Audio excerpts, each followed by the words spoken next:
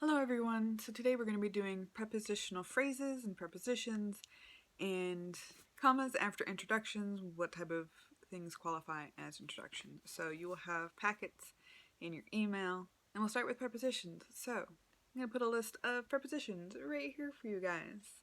You might want to come back and pause to this afterwards as you're going through the worksheet. But essentially what you're doing is trying to identify prepositions and the subject of the preposition. So that's what you're going to do in this first page is essentially you are going to put in parentheses the prepositional phrase. So like in the example we see the colors of spring are beautiful. Of spring is the prepositional phrase. You're going to underline once the preposition, which in this case is of, and then double underline the object of the preposition, which in this case is spring. So do that for the first 15 questions here and we'll move on. Oh, and if you cannot print this, obviously you can simply write it down on a piece of loose leaf and just give me the parentheses, the prepositional phrase, the underlining. You don't have to rewrite the entire sentence. Just give me those little bits on a piece of paper and just identify them clearly. So in part 2, you're going to combine sentences together. Okay, so make the underlined part of the second sentence a prepositional phrase that you can insert into the first sentence. Add commas where needed. This is essentially that sentence combining thing that we're doing again, but we're using prepositional phrases to help create that combination. So, like in the example that we see, you see the little bracket for where you're going to insert the prepositional phrase. A, the horses pricked up their ears when they heard the goose holler. Sentence B, the horses were in their stalls in the barn. So when we combine those together, the horses, comma, this is the positive phrase, in their stalls in the barn, comma, prickled up their ears when they heard the goose holler. So this is how you're going to work through the next, the next 5 questions. Unfortunately, you guys, you're going to have to rewrite them all. Sorry. For the next section, we're going to talk a bit more about commas. We've talked about commas a little bit. You have the sheet in your email. So, commas. Use commas to separate items in a series. I bought a dress, comma, a scarf, comma, a pair of shoes this afternoon. Do not use commas with pairs. I ate a salad and a roll. No comma needed. Use commas after an introductory element. We'll get more in depth with those in a moment. When you finish your work, comma, give me a call. Use a comma with coordination. We talked about the coordinating conjunctions before. We can study at my house, comma, or we can go to the library. There's no comma needed unless an independent clause appears on both sides of a coordinating conjunction. I entered the room and looked around. Not 2 complete sentences. Use commas with non-essential information. Lee, comma, hoping to enter the marathon, comma, has been running every afternoon. Don't use a comma around essential elements. The school that I attend has an interesting history, because that I attend clarifies what school we're talking about. Use commas with a parenthetical element, something that interrupts the flow. So more and more people, it seems to me, are learning to use computers. It's an aside, as we like to call it. Use commas with dates. So our last meeting was held on Friday, comma, June 1st, comma, 2001, comma, in the administration building. You should always offset the day and the numbers, the date and the year. So the day and the month separated with a comma, the date in the year separated by a comma.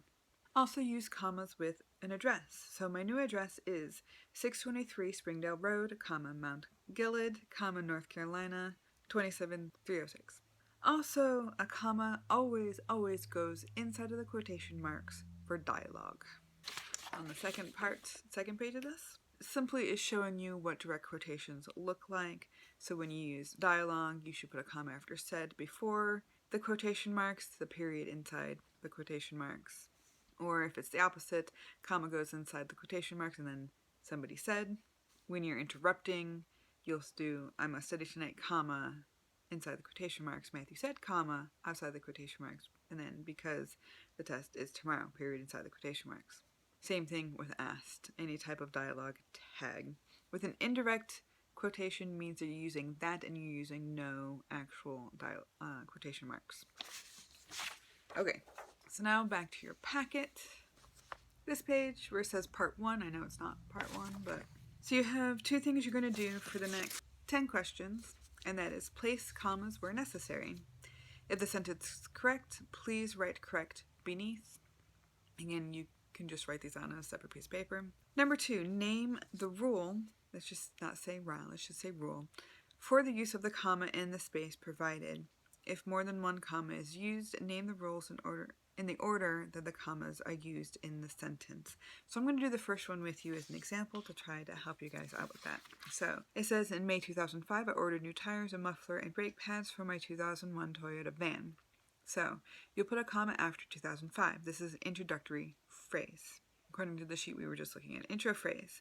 I ordered new tires, comma, a muffler, comma, and brake pads for my 2001 Toyota van. Those commas are there because they're items in a series. And that's what you're going to do throughout. You're going to say what type of comma rule it is from the sheet that I just showed you guys or just read off of, and each comma rule for each one of the commas that you put in there.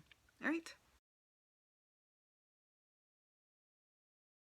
And the last one in this part of the worksheet, we have a second part of this lesson here in a moment. You're going to act as an editor. So for the next 16 questions, you're going to be marking a C if the sentence in the group is complete, and an F if any of the sentences are fragments. And I want you guys to fix the sentences if they're fragments. So let me show you. Number 1 says, then I attended Morris Junior High, period.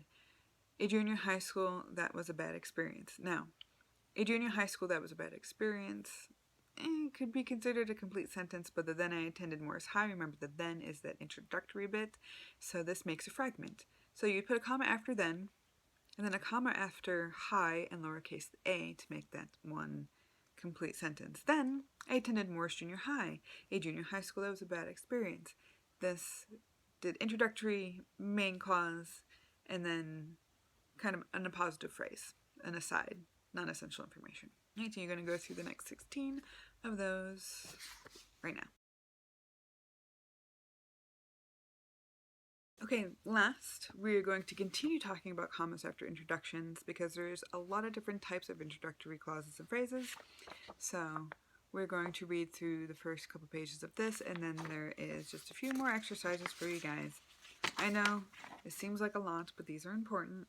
It'd be so much easier to do this in class, I know, but let's talk about commas after introductions. Introductory clauses. So introductory clauses are dependent clauses that provide background information or set the stage for the main part of a sentence. The independent clause, for example, if they want to win, athletes must exercise every day. So this is an introductory dependent clause and a main clause. They want to win without the if is a independent is a clause, is a sentence. The if creates the introductory part, which means it's reliant on the second part that comes after the comma. The athletes must exercise every day. Why? What must they do if they want to win? They must do this. So there's a cause and effect relationship in that sentence. Another example. Because he kept barking insistently, we threw the ball for Smokey. So this is once again introductory dependent clause and a main clause. So we took out the because, he kept barking insistently, period. We threw the ball for Smokey, period. Two independent clauses, but the because subordinates the first one, creates an introductory dependent clause. So introductory clauses start with adverbs like after, although, as, because, before, if, since, though, until, when, in multiple form. Introductory phrases. Introductory phrases also set the stage for the main action of the sentence. They are not complete clauses. Phrases don't have both a subject and a verb that are separate from the subject and verb in the main clause of the sentence. Common introductory phrases include prepositional phrases, appositive phrases, participle phrases, infinitive phrases, and absolute phrases. We're going to talk about each one of those. So first, to stay in shape for competition, athletes must exercise every day. This is an introductory infinitive phrase and a main clause. So the infinitive is the to and a verb. To stay is an infinitive. To cook is an infinitive. To walk is an infinitive. So when those start the sentence, those become introductory infinitive phrases. You're going to need to know these in a minute. Second, barking insistently, Smokey got us to throw the ball for him. So this is an introductory participial, I cannot say this word for the life of me, phrase and a main clause. The participial part is the ing part, barking insistently, baking quickly, jumping crazily, running quickly. Those are all introductory participial phrases. Next. A popular and well-respected mayor, Bailey was the clear favorite for the campaign for governor. This is an introductory appositive phrase. Remember, we talked about appositive phrases before, something that redefines the noun, the subject. Since Bailey is a subject, we can redefine him by saying he's a popular and well-respected mayor. That is the introductory appositive phrase. It just comes first instead of being offset in those commas like we had before. Next, the wind blowing violently. The townspeople began to seek shelter. This is an introductory absolute phrase. So an absolute phrase creates a cause and effect type of relationship once again with the action that could have been a sentence on its own. So the wind blew violently and the townspeople began to seek shelter. In this case, we're able to get rid of the coordinated conjunction and make a phrase out of the original clause. So the wind blowing violently means that the town people began to seek shelter. So the means becomes the comma. There we go. It makes more sense. Okay, and lastly, after the adjustment for inflation, comma, real wages have decreased while corporate profits have grown. This is an introductory prepositional phrase. And then the main clause, the after, is a preposition. That's why we talked about prepositions before we came here, why we talked about other commas before we came here. There are also introductory words. Words like however, still, furthermore, and meanwhile create continuity from one sentence to the next. We've talked about these before. For example, the coaches reviewed the game strategy, period. Meanwhile, comma, the athletes trained on the Nautilus equipment. We could have made that period a semicolon, and that's when we talked about these things before. Another example is most of the evidence seemed convincing, period. Still, comma, the credibility of some witnesses was in question. This is creating connection between the two sentences. When to use a comma. Introductory elements often require a comma, but not always. Use a comma in the following cases: after an introductory clause, after a long introductory prepositional phrase, or more than one introductory prepositional phrase. After introductory verbal phrases, some appositive phrases, or absolute phrases. If there is a distinct pause, and to avoid confusion. On the pauses, I'm kind of iffy on that one, just saying. When not to use a comma. Some introductory elements don't require a comma, and sometimes the subject of a sentence looks like an introductory element, but isn't. Do not use a comma in the following instances. After a brief prepositional phrase, so is a single phrase fewer than 5 words. After a restrictive, essential appositive phrase, to separate the subject from the predicate. You will see these below. So each of the following sentences may look like it requires a comma after the opening segment marked with an X, but the opening segment is really the subject. It's sometimes easy to confuse a gerund or infinitive phrase, subjects like the following non-essential introductory phrases, so be careful. Example 1. Preparing and submitting his report to the committee for evaluation and possible publication, this is the entire subject, was one of the most difficult tasks Bill had ever attempted. No comma there. Number 2.